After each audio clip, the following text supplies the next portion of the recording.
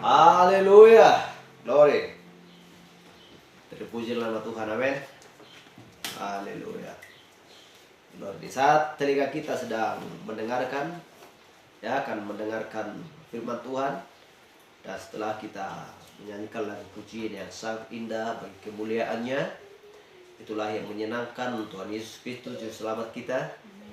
Haleluya. Dan percayalah, apa yang kita kerjakan sesuai dengan firman, Tuhan akan berikan upah yang sangat besar bagi setiap orang yang mau mengerjakan apa yang dikehendaki oleh Bapa kita. Haleluya. Karena kita adalah sang pemenang mempelai wanita di akhir zaman yang siap bertempur. Karena kita sedang menghadang senjata kita, yaitu firman, sesuai dengan programnya Kristus. Di akhir zaman ini Tuhan menetapkan setiap langkah orang percaya dan selalu berjalan di atas pondasi yang sedang dia bangun, di atas batu karang teguh, supaya mempelai wanitanya tidak terpelincir. Di mana mempelai wanita hendak mau jatuh, langsung dia menopang kita. Haleluya. Supaya jangan sempat terjatuh. Tuhan selalu menolong pilihannya. Tuhan selalu memberikan makanan pada musimnya setiap orang percaya. Dari zaman Efesus, bahkan dari jemaat mula-mula sampai akhir zaman Laodikia ini. Jadi Tuhan mengatur segala sesuatu dan memberikan mediator atau pengantara, ya, pembawa pesan di setiap zaman tersebut bagi setiap orang percaya, supaya selalu kita diajar. Lewat dari pengajaran itulah kita menjadi seorang yang matang, yang siap untuk dituai pada hari kedatangan Yesus Kristus yang kedua. Tibalah pengangkatan dan pengubahan tubuh di sana, dan kebangkitan orang-orang kudus, dan supaya menyatu bersama dengan sang mempelai laki-laki. Haleluya. Yang sudah kita kenal, dan kita pun sudah dikenal sebelum dasar dunia ada, karena kita sudah ada di dalam pikirannya Allah sebelum dasar dunia ada. Haleluya. Itulah sebabnya kita harus jadi seorang yang terang kemanapun kita pergi. Dan kita harus tahu apa yang harus kita kerjakan. Karena segala sesuatu dari pondasi sampai atap bangunan tersebut sudah selesai dibangun oleh Yesus Kristus.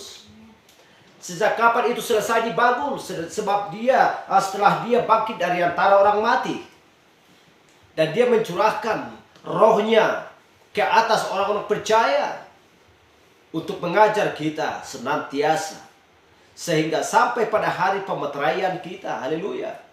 Kapan kita telah dimeteraikan? Kita sudah dimeteraikan sebelum dasar dunia ada. Sampai pada hari penebusannya, penebusan kita sudah dimeteraikan. Dan sudah dijamin, sudah disegel sebagaimana barang yang disusun rapi dalam kontainer tersebut. Sehingga inspektur pun melihat bahwa barang-barang tersebut di dalam kontainer tersebut sudah sedemikian rapi.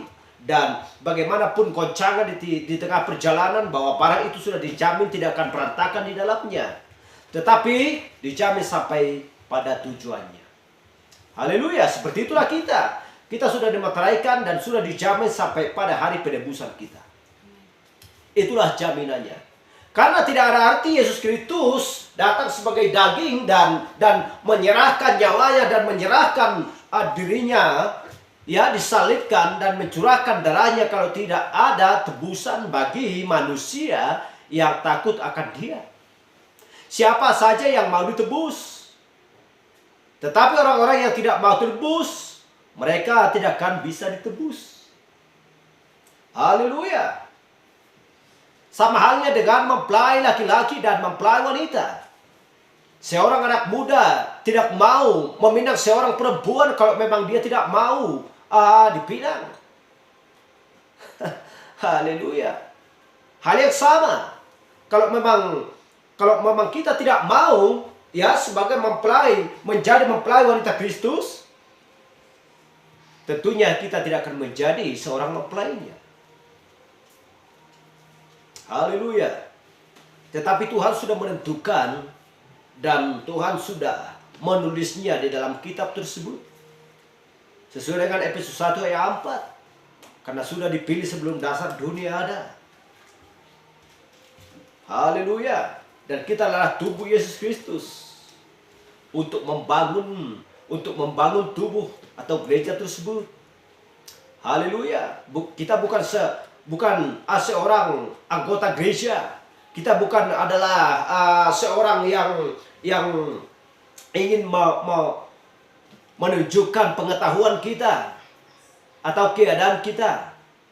Haleluya. Tetapi kita benar-benar menampakkan, memanifestasikan, memantulkan kasih Yesus Kristus dan karakter dan sifat Yesus Kristus, di mana kita harus memantulkannya terhadap saudara-saudara dan keluarga dan siapapun yang kita kenal dan yang mengenal kita.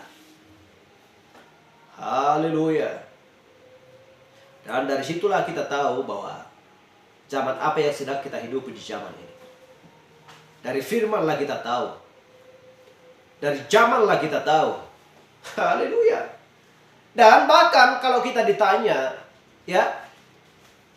bagaimana tentang perjalanan dunia ini? Apakah dunia ini sudah semakin memanas? Apakah kita sudah di akhir zaman atau di pertengahan? Dari mana kita tahu? Dari kitab Kejadian sampai Wahyu.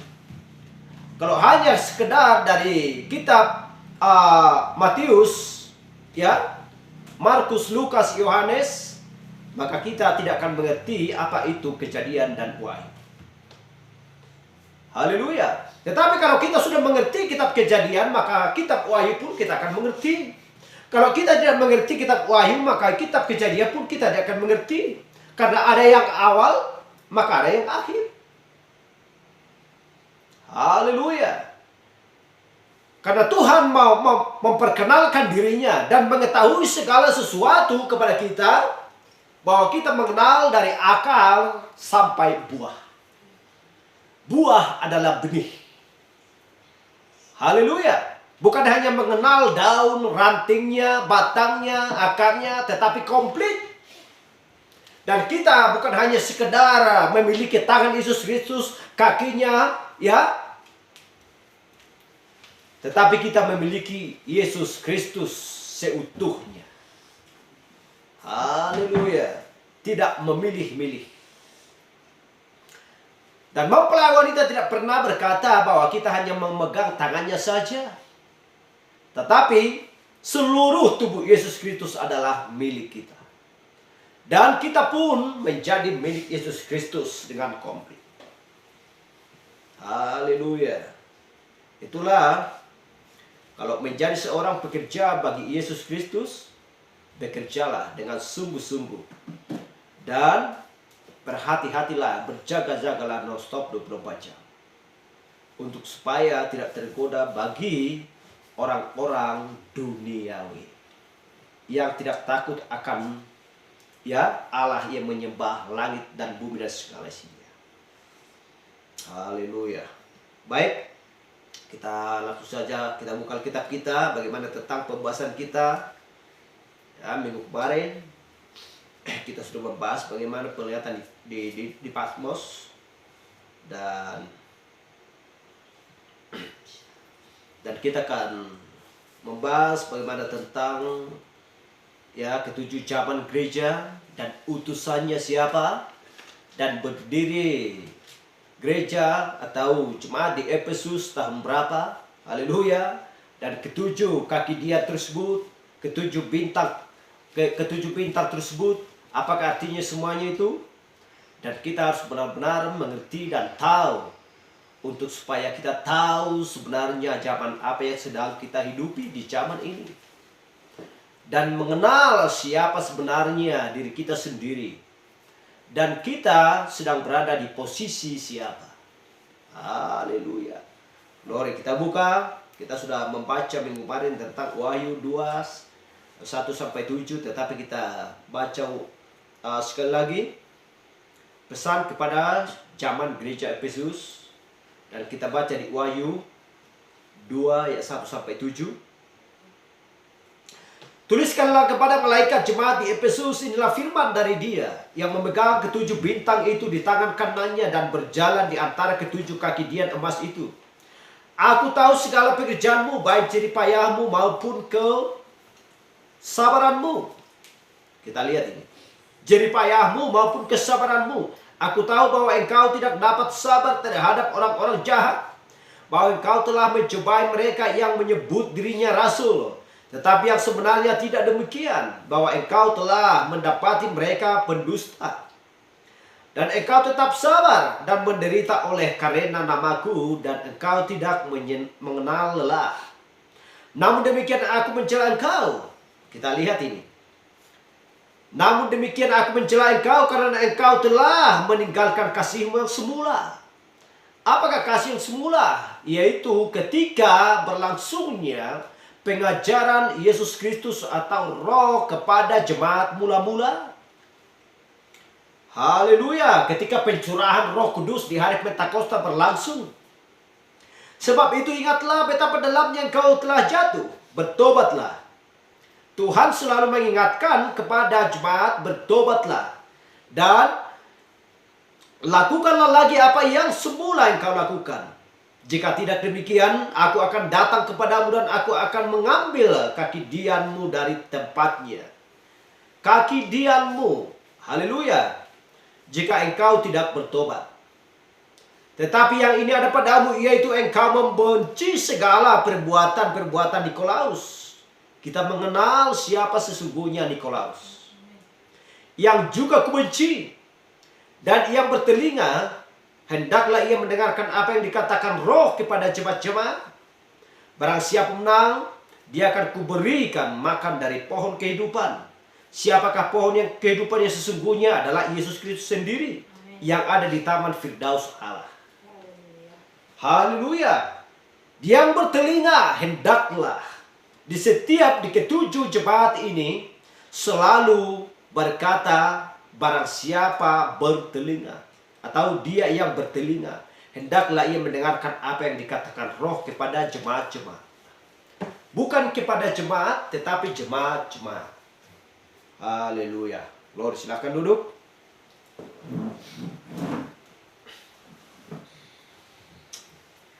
Haleluya. Dan tentunya kita sudah tahu bahwa utusan di zaman Efesus, ya, di jemaat Efesus, ya, atau zaman gereja Efesus adalah malaikat. Malaikat yang, ya, ketujuh malaikat tersebut. Malaikat 1, 2, 3, 4, 5, 6, 7. Sebab malaikat artinya adalah utusan. Di setiap zaman gereja tersebut. Haleluya. Dan kita sudah tahu bahwa untuk gereja Efesus adalah Rasul Paulus. Tidak disangkali bahwa dia adalah utusan bagi zaman yang pertama dari era bangsa kafir. Meskipun kepada Petrus diberikan wewenang untuk membuka pintu-pintu kepada bangsa-bangsa kafir. Haleluya. Bukankah tidak tahu bahwa kita tahu bahwa Petrus adalah pembuka pintu bagi bangsa-bangsa kafir? Sehingga dia pun berkata, bertobatlah dan hendaklah dirimu masing-masing memberi dirimu dibaptis dalam nama Tuhan Yesus Kristus untuk pengampunan dosamu, maka kamu akan menerima karunia Roh Kudus. Dikatakan bahwa bagi kamulah janji itu. Haleluya. Dan bagi anak-anakmu. Dan bagi orang yang lain. Siapakah mereka? Adalah bangsa kafir. Haleluya. Tetapi kita lihat, ya, itu diberikan kepada Paulus untuk menjadi rasul dan nabi mereka. Jadi dia adalah utusan bagi bangsa kafir. Pelayanan atau kenabiannya, yang olehnya dia menerima pewahyuan firman yang penuh bagi bangsa-bangsa kafir. Haleluya. Dan kita melihat di Galatia 1 ayat 12 sampai 19. Karena aku bukan menerima dari manusia dan bukan manusia yang mengerjakannya kepadaku, ya, mengajarkannya kepadaku, tetapi aku menerimanya oleh pewahyuan Yesus Kristus. Sebab kamu telah mendengar tentang hidupku dahulu dalam agama Yahudi. Tanpa batas aku menganiaya jemaat Allah dan berusaha membinasakannya. Dan di dalam agama Yahudi aku jauh lebih maju dari banyak teman-teman sebaya dengan aku di antara bangsaku. Sebagai orang yang sangat rajin memelihara adat istiadat nenek moyangku. Kita lihat ini. Dia sangat rajin, ya. Dia sangat rajin memelihara adat istiadat nenek moyangnya.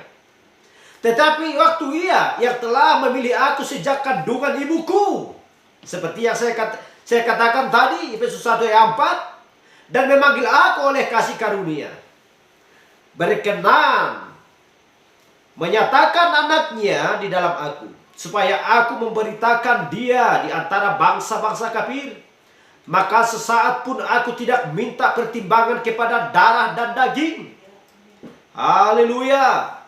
Dia tidak pernah meminta pertimbangan kepada pamannya, neneknya, ya, saudaranya siapapun selain daripada juru selamatnya, Tuhan Yesus Kristus. Juga aku tidak pernah ke Yerusalem mendapatkan mereka yang telah menjadi rasul-rasul sebelum aku, tetapi aku berangkat ke tanah Arab dan dari situ kembali ke Damsyik. Lalu 3 tahun kemudian aku pergi ke Yerusalem untuk mengunjungi Kayafas, dan aku menumpang 15 hari di rumahnya. Tetapi aku tidak melihat seorang pun dari rasul-rasul yang lain kecuali Yakobus, saudara Tuhan Yesus. Dan kita lihat Galatia 2 ayat 2. Aku pergi berdasarkan suatu pewahyuan, dan kepada mereka kubentangkan Injil yang kuberitakan di antara bangsa-bangsa kafir dalam percakapan tersendiri kepada mereka yang terpandang, supaya jangan dengan percuma aku berusaha atau telah berusaha. Haleluya. Dan kita lihat juga di Galatia, ya, 2 6-9. Dan mengenai mereka yang dianggap terpandang. Terpandang itu bagaimana kedudukan mereka dahulu. Itu tidak penting bagiku, sebab Allah tidak memandang muka. Bagaimanapun juga mereka yang terpandang itu tidak memaksakan sesuatu yang lain kepadaku. Tetapi sebaliknya, setelah mereka melihat bahwa kepadaku telah dipercayakan pemberitaan Injil untuk orang-orang tak bersunat, sama seperti kepada Petrus untuk orang-orang bersunat. Karena ia telah memberitakan kekuatan kepada Petrus untuk menjadi rasul bagi orang-orang terus bersunat. Ia juga yang telah memberikan kekuatan kepadaku untuk orang-orang tidak bersunat. Dan setelah melihat kasih karunia yang dianugerahkan kepadaku, maka Yakobus, Kepas dan Yohanes yang dipandang sebagai soko guru jemaat berjabat tangan dengan aku dan dengan Barnabas sebagai tanda persekutuan, supaya kami pergi kepada orang-orang yang tak bersunat, yaitu artinya bangsa kafir, dan mereka kepada orang-orang yang bersunat, yaitu orang Yahudi. Dan Roma 11 ayat 13 dikatakan, aku berkata kepadamu, hai bangsa-bangsa kafir, karena aku adalah rasul untuk bangsa-bangsa kafir. Aku menganggap hal ini adalah kemuliaan pelayananku. Haleluya. Jadi Paulus mendirikan gereja Efesus sekitar pertengahan abad pertama. Haleluya. Jadi kita tahu bahwa, ya, zaman gereja Efesus tersebut kira-kira tahun 53. Jadi tak bisa ditampilkan. Ini hanya, ya, ada di situ, kita lihat. Dan kita tahu bahwa Paulus, Irenaeus, Martin Columba, Martin Luther, John Wesley, dan William Marion Branham. Haleluya. Dan kita tahu apa arti semuanya ini. Ya.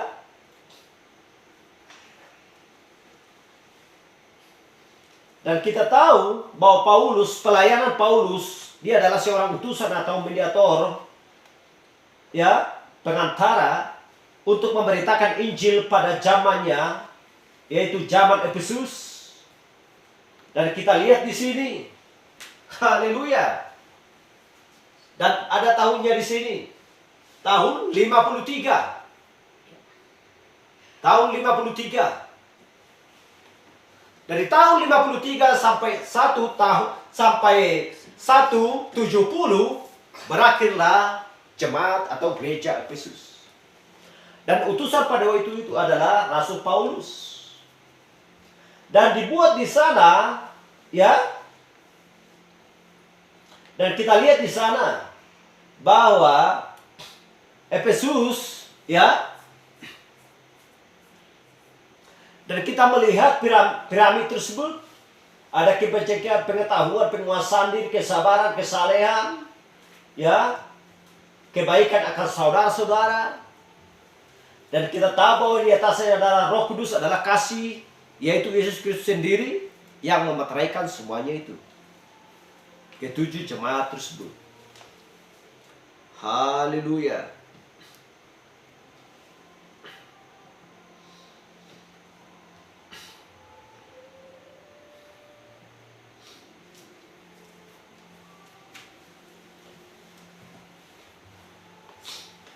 Jadi, cara pelayanannya memberikan pola bahwa semua utusan yang mendatang menginginkan yang seperti itu. Jadi Yesus Kristus tidak pernah merubah pola cara kerjanya. Cara bekerja Roh Kudus di setiap zaman. Akan ada sebagai contoh, sebuah contoh di jemaat mula-mula. Janganlah tinggalkan kasihmu yang semula. Karena itu adalah sebagai teladan dan contoh bagi zaman-zaman gereja tersebut. Haleluya. Dan Tuhan sudah menentukan semuanya itu. Dan Tuhan sudah menulis melalui utusan tersebut untuk supaya komplit dikerjakan semuanya. Sesuai dengan gambarnya. Sesuai dengan jigsaw puzzle-nya, sesuai dengan keinginan Kristus. Lari dari jalur, dari bangunan tersebut, maka Kristus tidak akan terima. Haleluya. Dan kita tahu bahwa Rasul Paulus adalah pelayanannya memiliki kualitas rangkap 3. Haleluya. Dan sudah saya bacakan minggu kemarin kurasa. Yang pertama-tama Paulus mutlak setia kepada firman.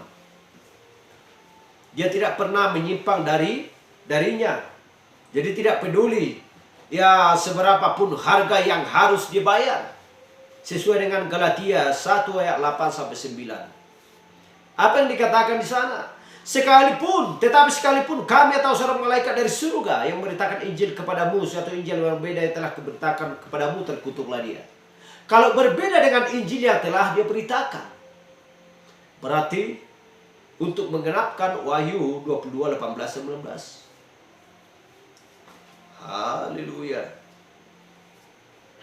Dan Galatia 2, 11 dan 14. Haleluya.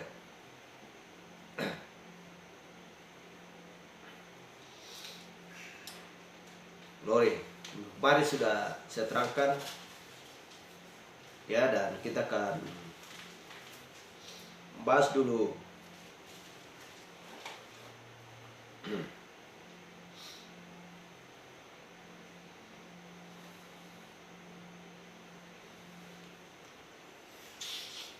Haleluya.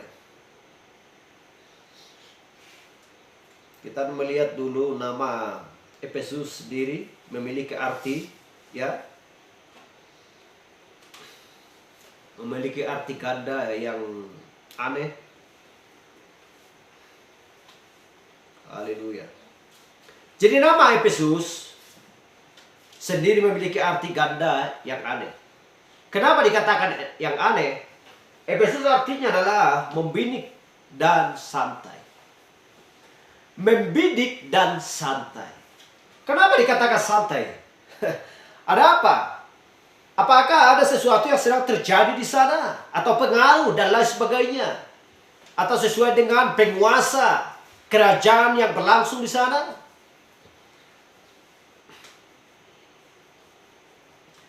Membidik dan santai. Jadi apapun, bagaimanapun pekerjaan kita, seperti yang dikatakan oleh firman Tuhan, hitunglah hari-harimu. Dan kita akan selalu menulis dan mencatat, sama seperti anak-anak sekolah sedang belajar di sekolah. Bukan hanya sekedar membaca, tetapi dicatat, sendiri selalu mencatat. Supaya tidak keliru. Haleluya. Dan ingatan pun ada di dalam kepala, dalam pikiran ya. Kalau memang sudah dicatat dengan jelas. Haleluya. Jadi cita-cita yang tinggal dari zaman ini sudah dimulai dengan kepenuhan roh. Seluk-beluk Allah dengan jalan mana mereka sedang membidik panggilan Allah yang tinggi. Lalu mulai memberi jalan kepada sebuah sikap yang kurang waspada. Sikap yang kurang rajin dalam mengikuti Yesus Kristus mulai termanifestasi dengan sendirinya sebagai sebuah pertanda bahwa di zaman-zaman yang mendatang ya, kendaraan fisik yang disebut gereja ini akan tenggelam kepada kekejaman. Jadi seluk-beluk setan, ia sudah menjadi santai dan hanyut. Jadi zaman ini sedang murtad. Dan kita melihat kenapa sedang murtad. Dan kita melihat di sini bahwa di zaman Efesus kita lihat sebagai gambar ini. Sudah mulai gelap tapi masih seperempat. Haleluya. Dan kita lihat di zaman Smyrna. Ya. Pergamus, Tiatira, Sardis, Philadelphia, Laodikia sudah semakin gelap. Hanya tinggal sedikit lagi yang terang. Inilah terang di waktu senja. Artinya terang di waktu senja berarti hanya sedikit lagi terang. Ketika masih ada terang, berlarilah ke sana ke dalam terang tersebut. Haleluya. Berlarilah ke dalam terang selagi ada waktu terang di waktu senja sesuai dengan Zakaria. Haleluya. Glory.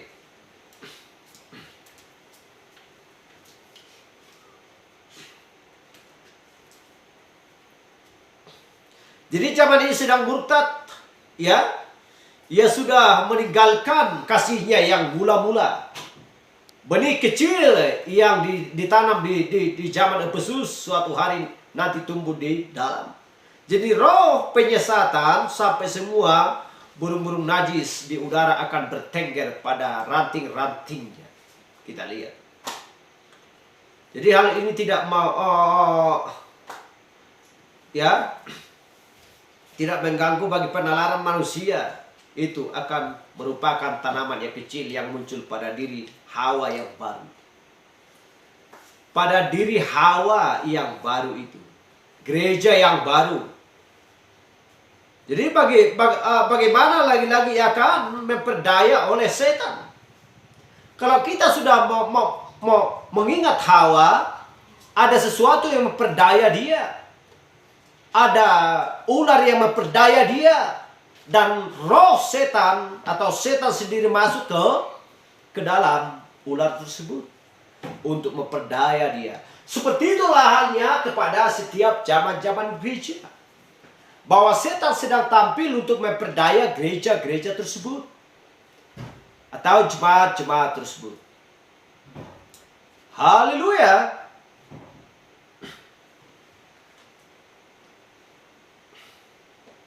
Jadi zaman Efesus sudah memberikan kepadanya kesempatan, ya, Allah yang baik. Dan untuk betapa beberapa waktu ia menang dan kemudian santai, dan pada saat lengah itulah setan menanamkan benih kehancuran yang selengkapnya. Haleluya. Jadi keagamaan, ya, orang-orang di Efesus itu sendiri secara sempurna melambangkan zaman gereja yang pertama ini dan menentukan arah dari zaman-zaman yang mendatang. Jadi pertama-tama kuil, kita perhatikan, jadi pertama-tama kuil Diana yang megah, yang membangunnya membutuhkan waktu selama bertahun-tahun yang ditempatkan di dalam istananya yang suci, yang paling tak bercahaya, ya, dan tidak mudah dilihat. Patung Diana supaya orang dapat membayangkan ia mutlak tidak sama dengan patung-patung dirinya yang lain yang ditempatkan di kuil-kuil yang lain yang diperuntukkan baginya. Ia hanyalah sebuah patung wanita yang hampir tak terbentuk, yang pada akhirnya terbenam ke dalam balok kayu yang dari mana dia dipahat. Haleluya. Yang dari mana dia diambil, yang dari mana dia dipahat. Jadi kedua lengannya dibentuk dari dua batang besi biasa. Jadi betapa sempurnanya hal ini yang menggambarkan roh antikris yang dilepaskan di zaman yang pertama itu. Jadi di sana dia dilepaskan di tengah-tengah umat, namun tidak mengambil bentuk sebagaimana untuk memperingatkan orang-orang. Namun kedua lengan besi itu memperlihatkan bahwa itulah maksud dia, yang adalah untuk menghancurkan pekerjaan Allah ketika dia membuat serangannya. Kita lihat. Jadi orang-orang tertarik dan diarahkan pikiran dan mata mereka untuk melihat patung Diana tersebut. Betapa indahnya, betapa canggihnya bangunan tersebut. Haleluya. Kadang-kadang orang tidak mampu memikirkan akan bagaimana caranya akan membuat patung tersebut, membuat kemegahannya. Jadi disitulah tampil politik, bagaimana orang-orang supaya tertarik dan suka untuk melihatnya. Sehingga orang-orang pun senang hanya untuk melihat patung tersebut. Dan kita berpikir, ya. Dan kita berpikirlah dulu sedikit.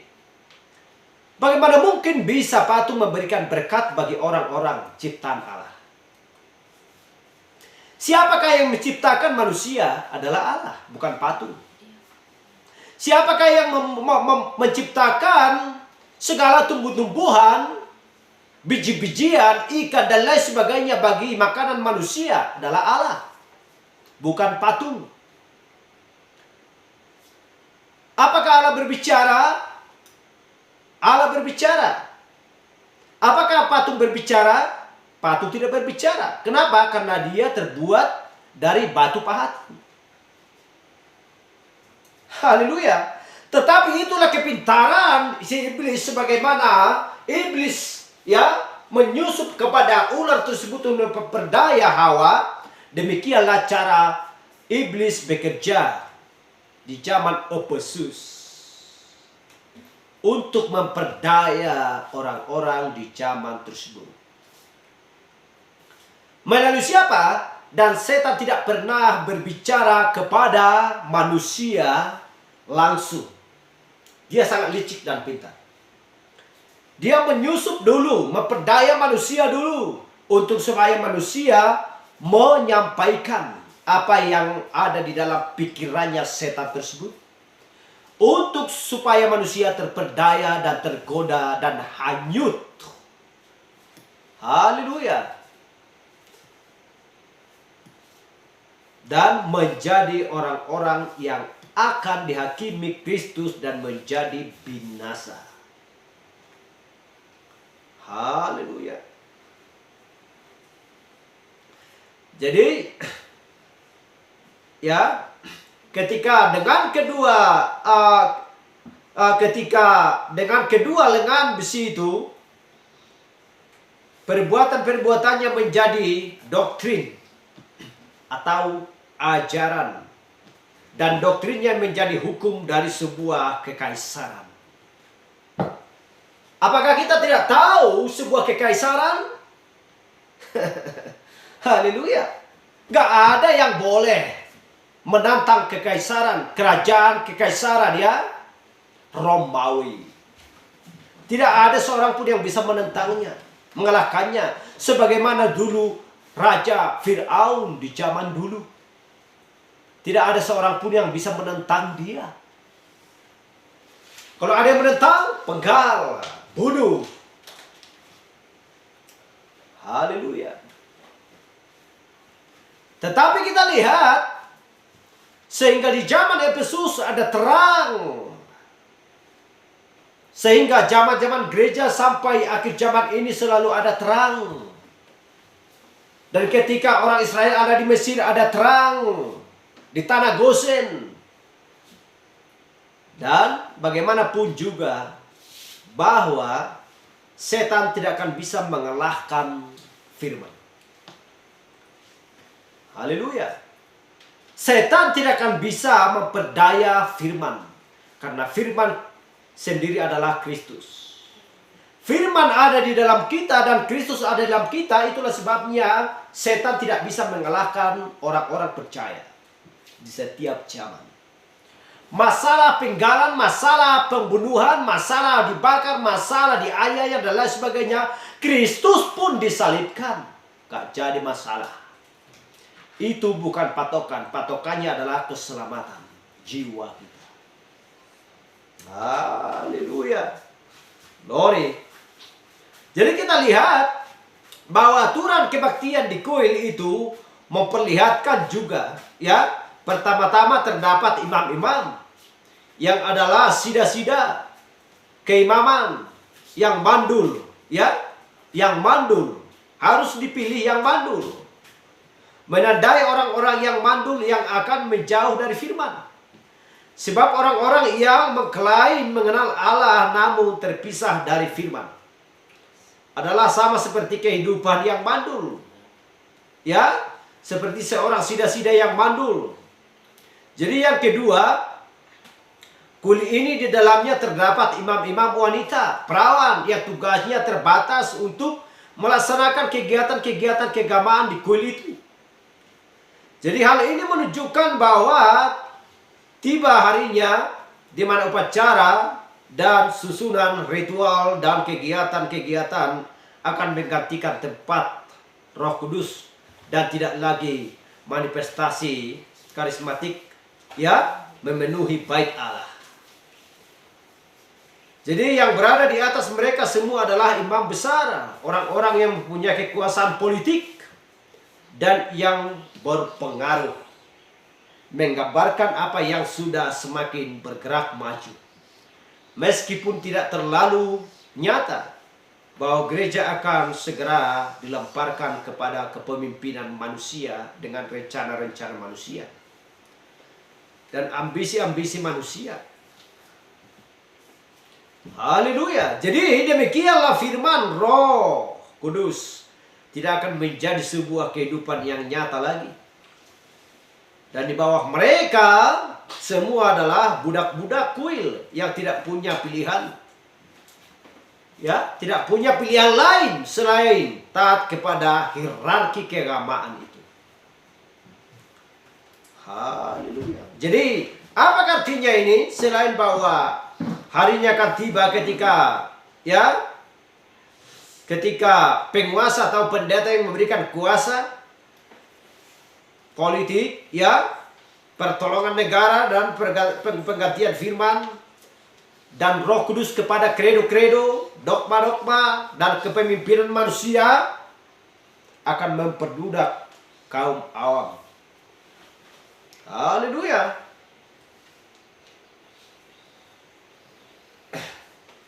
Jadi para pemimpinnya memperkaya dirinya sendiri. Haleluya. Oleh karena politik.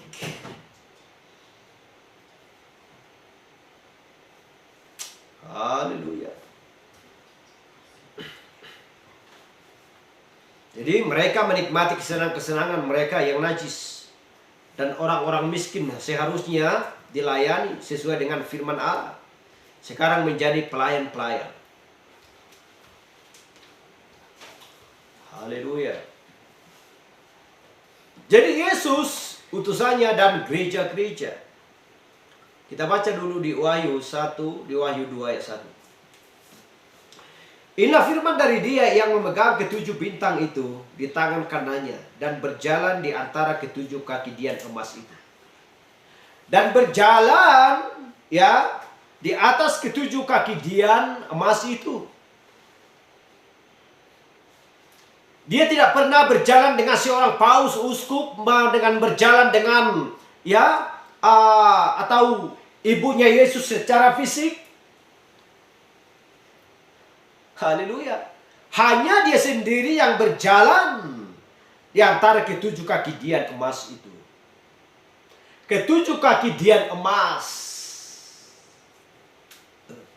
Haleluya. Ketujuh jemaat artinya. Haleluya. Jadi dialah yang memelihara ketujuh jemaat tersebut. Tetapi pada zamannya tersebut, setiap zaman-zaman tersebut, banyaklah semakin banyaklah politik yang selalu menguasai manusia untuk supaya menjauh daripada kebenaran. Haleluya. Jadi inilah yang dikatakan dia yang kepadanya dikatakan inilah Yesus. Yang sama yang adalah keduanya baik Tuhan dan Kristus. Hanya dia satu-satunya Tuhan Allah yang Maha Kuasa. Haleluya. Dia adalah juru selamat, tidak ada selain dia. Jadi keselamatan adalah dari Tuhan, bukan dari manusia dan bukan dari patung. Dan Yunus 2 ayat 9 berjalan di tengah-tengah gereja di sepanjang ketujuh zaman. Ya, kita lihat. Yang ada di zaman pertama adalah dia yang ada di semua zaman. Bagi setiap orang percaya, dialah Yesus Kristus. Ibrani 13 ayat 8. Haleluya. Jadi kita perhatikan bahwa Yesus sendiri yang sedang berjalan di tengah-tengah gerejanya.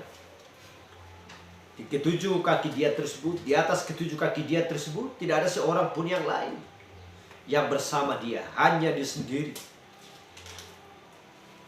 Haleluya.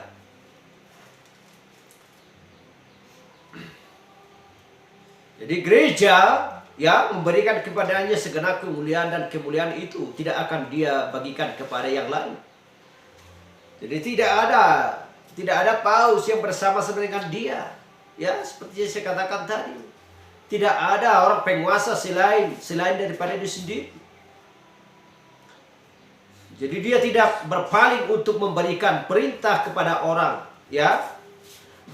kepada seorang Roh Kudus, sebab dia adalah Allah, dia adalah Roh Kudus sendiri. Haleluya. Glory.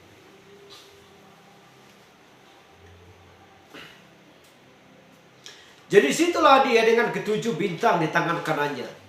Ketujuh bintang di tangannya adalah ketujuh malaikat atau ketujuh pengantara. Ketujuh mediator, utusan di setiap zaman gereja tersebut. Haleluya. Jadi bagaimana caranya untuk menjaga firman pada zamannya? Sederhana untuk menjaga firman pada zamannya dan menerima firman pada zamannya dan bertindak melakukan firman pada zamannya. Yang pertama adalah yang terlebih dahulu harus terima utusan. Tanpa menerima utusan, maka pekerjaan semua sia-sia. Haleluya.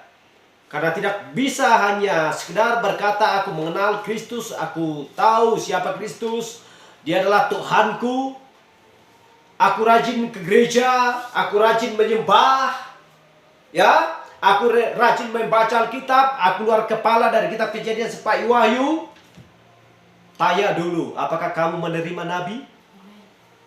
Haleluya. Apakah kamu menerima Nuh sebagai utusan zamannya? Haleluya. Apakah kamu menerima Musa pada zamannya? Haleluya. Glory. Apakah kamu menerima Yesus Kristus sebagai juru selamatmu? Apakah kamu menerima Rasul Paulus sebagai nabi atau rasul bagi bangsa kafir? Haleluya. Apakah kamu menerima Irenaeus, Martin, Kolumba, Martin Luther pada zamannya? Kalau tidak, kamu akan binasa.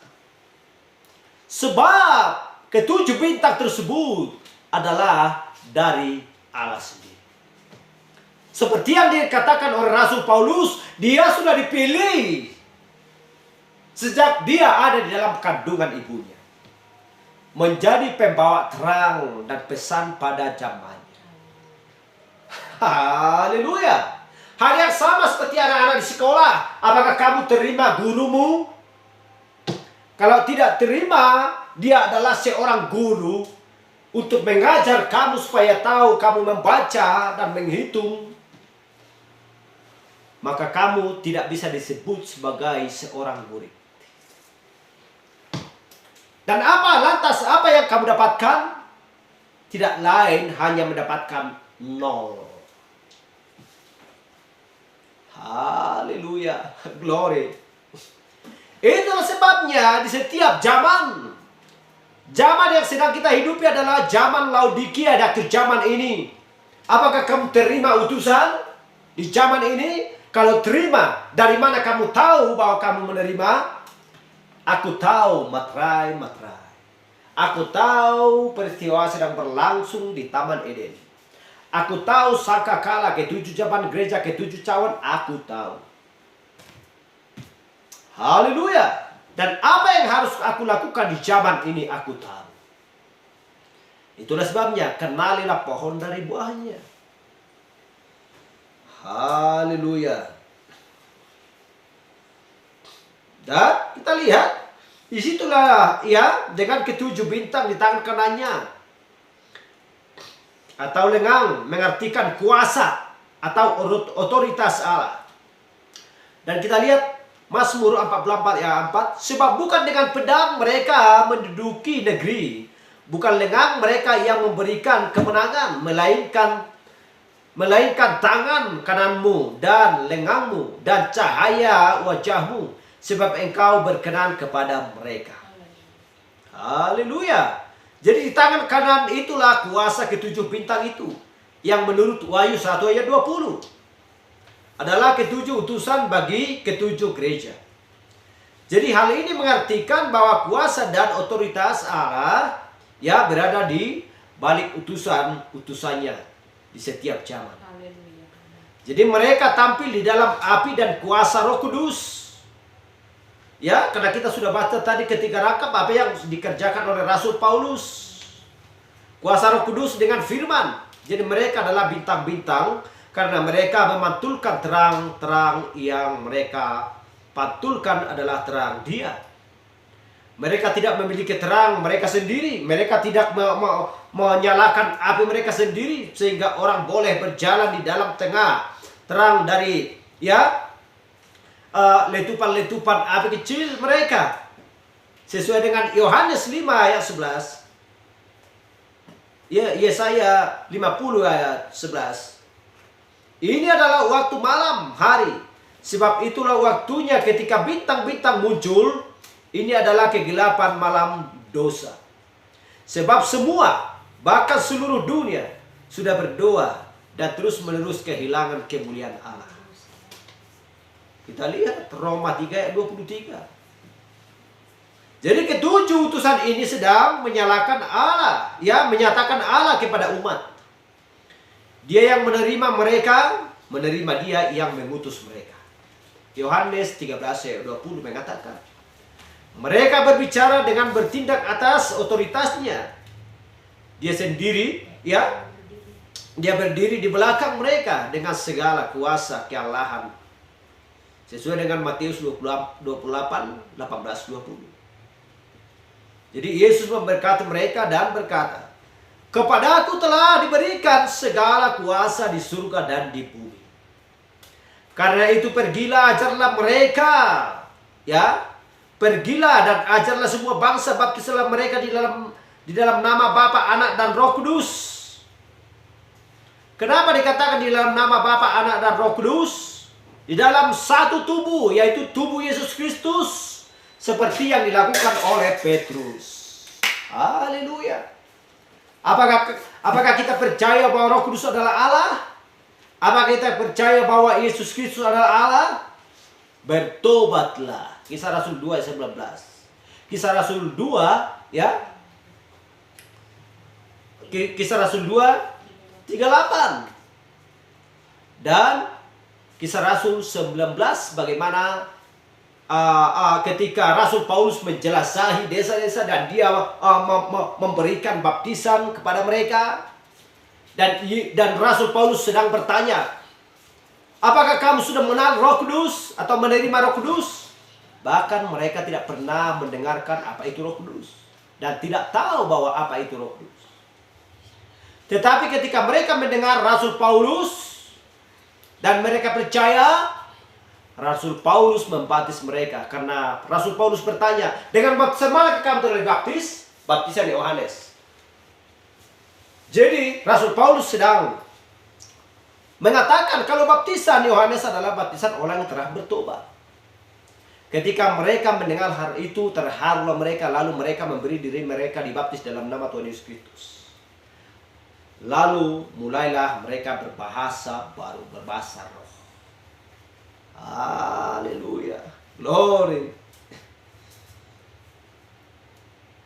Jadi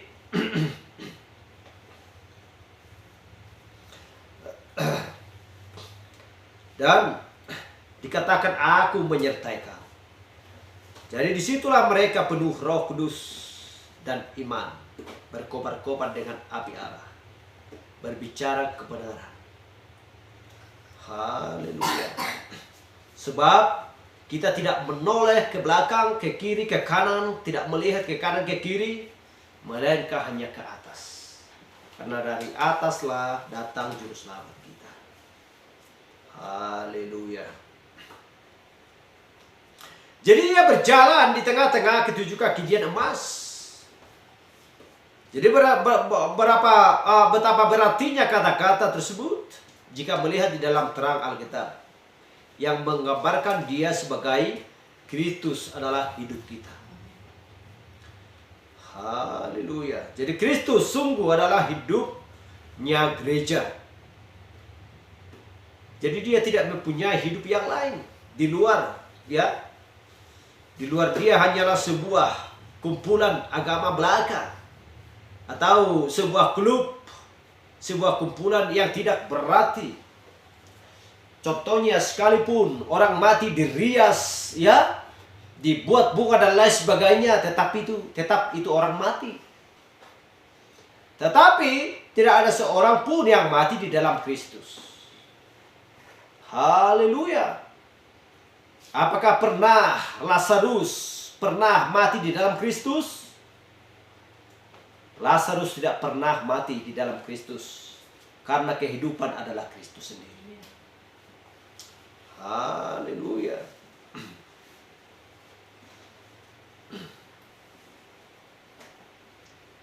Jadi artinya tanpa Kristus, ya, tanpa Kristus berarti mayat atau mati. Haleluya. Tetapi kita lihat, ya, dengan dia dari tengah-tengahnya, dengan dia yang motivasi dirinya, ia menjadi kekaguman bagi seluruh tubuhnya. Kepenuhan dia memantulkan segala sesuatunya di setiap zaman. Haleluya. Jadi kita lihat di ketujuh kaki dia emas di Keluaran 25, ya, ayat 31 dikatakan, Haruslah engkau membuat kedil dari emas murni, dari emas tempahan. Haruslah kedil itu dibuat, baik kakinya, baik batangnya, kelopaknya dengan tombolnya dan kembangnya haruslah seiras dengan kedil itu. Itu yang tertulis di Keluaran 25:31. Jadi gereja Yesus Kristus yang sejati mempelai wanita diserupakan dengan emas murni. Kebenaran mempelai wanita adalah kebenarannya. Atribut-atribut mempelai wanita adalah atribut-atributnya. Haleluya. Jadi identitas mempelai wanita terdapat di dalam dia. Siapa yang sekarang mempelai wanita memantulkan apa yang dia miliki? Haleluya. Jadi supaya tidak lari dari jalurnya Allah, supaya tidak lari dari pikirannya Allah. Kalau lari, dia meluruskan. Kalau tidak mau diluruskan, Kristus akan meninggalkan. Haleluya. Glory.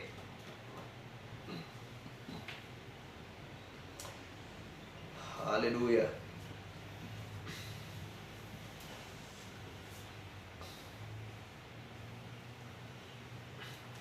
Tetapi kita lihat, ya, bukan hanya kaki dian itu, bukan hanya kaki dian emas itu, ia adalah emas tempahan, ya. Jadi emas tempah hasil pekerjaan tangan muncul tetap birunya yang diberikan oleh Roh. Jadi luar dari Tuhan dan gurunya Yesus Kristus, ya, apakah pernah ada seorang manusia yang ditempa dan dimurnikan seperti hanya mempelai wanita Yesus Kristus? Tentunya ia sedang menggenapkan penderitaan-penderitaan yang sudah ditinggalkan Yesus. Barang-barang miliknya sudah dirampok. Haleluya. Jadi hidupnya berada dalam bahaya. Jadi dia dianggap sebagai domba sembelihan, dibunuh di sepanjang hari. Ia sangat menderita. Tetapi di dalam semuanya itu mereka tidak membalas dendam. Juga ia tidak membuat orang lain menderita. Kepatuhan Injil adalah mempelai Kristus. Haleluya. Dan seperti emas bisa ditempa, sedangkan tembaga akan patah dengan tempahan. Emas dari Allah ini akan, ya, menanggung penderitaan bagi Tuhan. Hal yang sama juga dengan kita, harus ditempah supaya dimurnikan, supaya tidak bercampur dengan apapun. Untuk supaya emas itu dapat memantulkan sinarnya. Betapa indahnya emas itu terlihat. Harus ditempah dan sampai harus memantulkan cahayanya. Haleluya. Tidak boleh bercampur, itu yang dimaksudkan.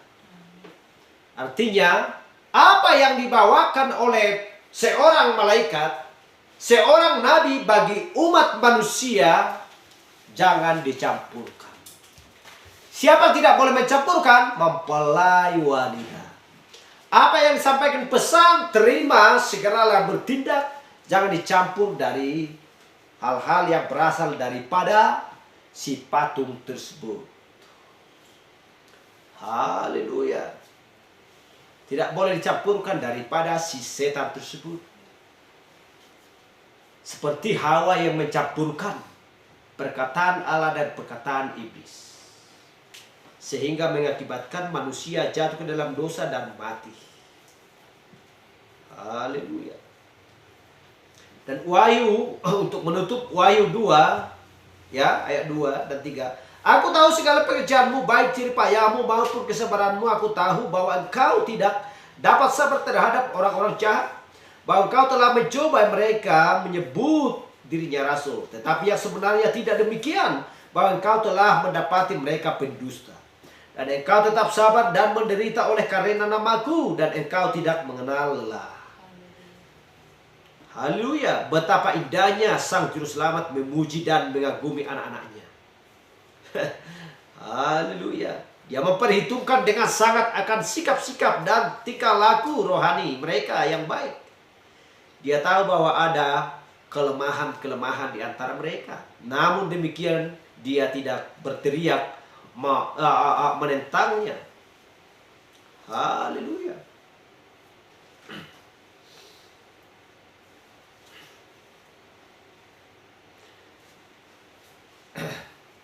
Jadi dia tahu bagaimana memberikan dorongan kepada kita dalam perkara-perkara yang benar dan mengecilkan dan perkara-perkara yang salah. Jadi kita dapat belajar bagaimana tentang jemaat mula-mula, bagaimana dengan orang-orang kudusnya Allah di zaman Efesus, Smyrna, Pergamus, Tiatira, Sardis, dan Philadelphia. Dan kita lihat bagaimana tentang pelayanan Paulus, Irenaeus, Martin Columba, Martin Luther. Apakah bisa mereka sebagai contoh? Haleluya. Glory. Dan dikatakan, aku tahu pekerjaanmu, jerih payahmu dan kesabaranmu. Sebagaimana dia berjalan di tengah-tengah gerejanya. Dia tahu penderitaan umatnya. Dan dia peduli seperti apa masa-masa perbudakan di Mesir ketika dia mendengar seruan-seruan mereka. Dia tidak pernah berubah. Masih tetap mendengar seruan-seruan dari orang-orang tertindas. Sebagaimana dia berjalan di antara mereka. Haleluya. Kata itu juga jerih payah, artinya suatu kelelahan menjalani penindasan. Itu yang dimaksudkan. Bukan jerih payah untuk menyangkong, bekerja, bukan itu. Lewat tindasan-tindasan orang-orang yang keras, pada zamannya tersebut. Jadi kita sudah mengalami hal yang sama, bahkan zaman ini pun kita sudah mengalami. Tidak ada orang percaya. Dan tidak ada menganggap bahwa orang-orang kudusnya Allah di zaman ini adalah benar-benar melakukan kehendak Allah. Tetapi semuanya itu harus digenapi dengan firman Tuhan. Bersabarlah. Haleluya. Haleluya. Karena umat Allah tidak hanya bekerja bagi Dia di dalam jerih payah kasih, tapi mereka juga menderita bagi Dia dengan sukacita. Mereka sabar dalam memikul kuk itu. Zaman yang pertama menderita penganiayaan besar. Ia berusaha keras, bekerja keras untuk memberitakan Injil dan memancarkan kebenaran. Haleluya. Jadi panggilan tertinggi mereka adalah hidup ialah untuk melayani Allah. Dan sewaktu pengharapan dalam hidup mereka dihancurkan, mereka sabar dan menyerahkan segala sesuatu kepada Dia yang sudah menjanjikan upah yang abadi di surga atas apa yang sudah mereka berikan bagi Dia di bumi. Haleluya. Glory. Dan kita akan meneruskan pembahasan kita minggu kemarin. Memberkati kita dan selalu selalu firman Tuhan dan selalu zaman yang selalu sebagai contoh dan teladan bagi kita di akhir zaman, untuk supaya kita mengerti dan merasakan sedang apa yang mereka rasakan di zaman dulu. Haleluya. Tetapi semuanya itu adalah bagi keselamatan kita, bahwa benar-benar kita akan menuai apa yang kita tabur dan apa yang kita lakukan. Bertekun dan sabar, dan kita terima hikmat daripada Yesus Kristus, dan kita terima kesabaran, kesalahan, kebajikan, ketujuh anak-anak tersebut seperti piramid. Haleluya, untuk supaya kita menjadi orang-orang merdeka. Haleluya, glory. Puji nama Tuhan. Mari kita bangkit berdiri. Kita angkat pujian bagi nama Tuhan. Haleluya.